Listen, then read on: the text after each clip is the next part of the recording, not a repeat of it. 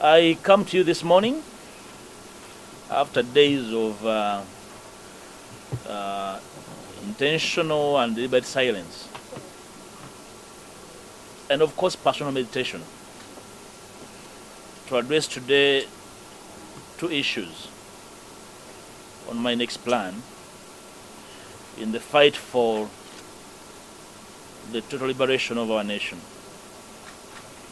Questions and speculation have been on for as to whether, where, and when I am going. I'm sure you've heard of them. I'm here to state that I am a founder of NUP, like you are aware. I did not join NUP, but I was part of the founding blocks of NUP, where I serve as a deputy president in charge of Uganda. I am also here to reaffirm that I'm not leaving NUP, a party I founded with colleagues, consciously,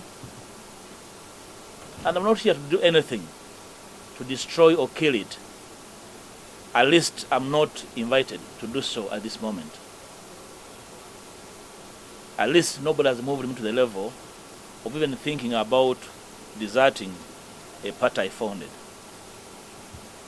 That should be understood.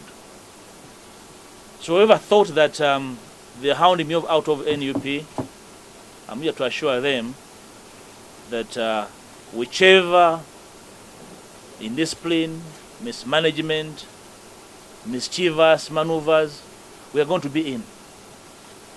If you are a leader, a full soldier with bought data to abuse and insult, you insult me from within.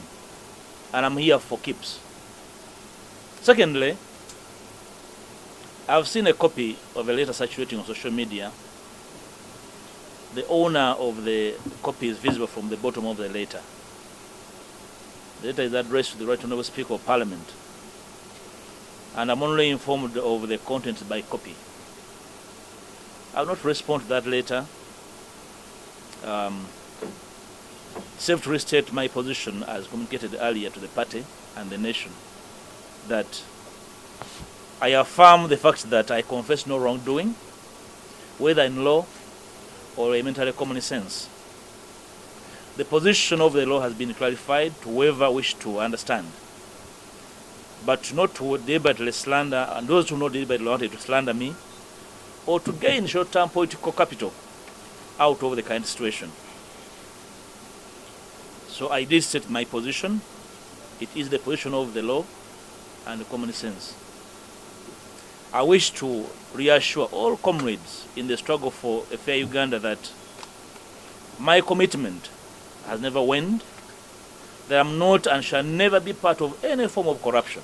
I've never been indicted of corruption. I am never corrupt, and nobody will invite me into corruption.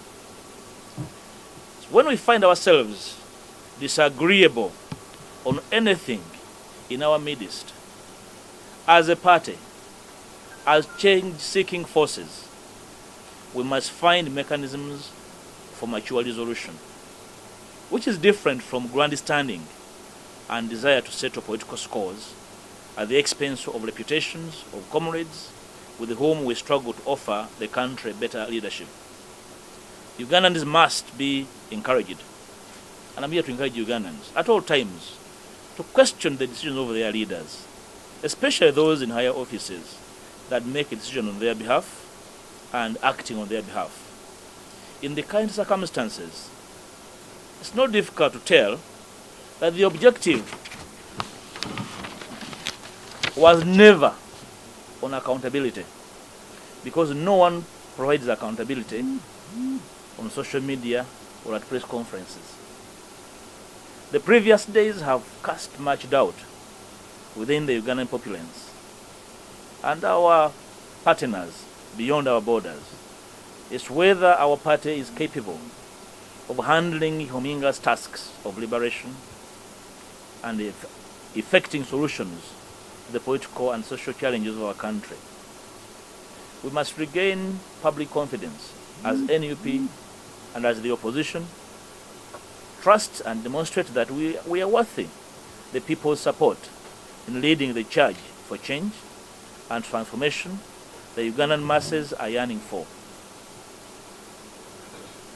You can note that in the current circumstances, like we are observing all over the last 1.5 months, General Museveni has been candid to us, at least, over his dynasty agenda, including the latest reshuffle in the EPDF that saw his son ascend to the helm of the country's military.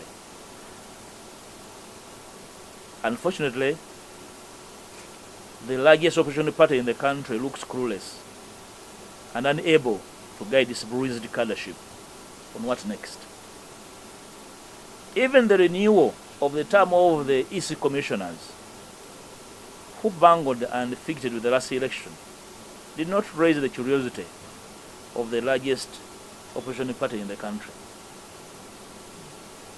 Let me now assure the entire NUP leadership, membership and supporters and the general public that NUP is my party, and I harbor no intentions whatsoever of leaving, like I said. And the next days or weeks, I will embark with colleagues that concur with the challenges in the party on a program to reform the party and make it a credible party and competent as a party or as a government in waiting. I am aware of our supporters in the diaspora that are very desperate. I'm here to appreciate you. Your immense support is appreciated in building our younger party and the quest for a new Uganda in general. I am aware the diaspora interacts with a lot of information, but largely a lot of misinformation, targeting their justifiable desperation for change.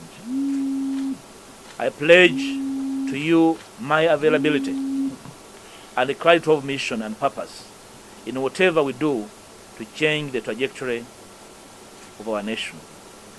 Ugandans in the diaspora are desperate to cement their contribution towards this change beyond social media commentary and material support, which seem to be a major preoccupation of many leadership here in Uganda. We should be embarking on a joint push for major reforms in our electoral laws and major constitutional shifts to enable diaspora citizenry participation in our electoral activities beyond manipulating the change agenda by selfish individuals here. By the end of the planned NUP reform process that I have pledged, arbitrary, obscurantist, and deviant work methods, lack of internal conflict resolution mechanisms, nepotism, corruption, greed, and abuse of office, including extortion and blackmail, will be a thing of the past. Finally, I will be unveiling to the public what next in the coming weeks, and I will share with the NUP membership and change-seeking forces what I believe my party and myself can contribute to the change agenda, given the time frame at our disposal and the urgent need for us to coalesce and find bearing for the Uganda that we need in the immediacy. I thank you for God and my country.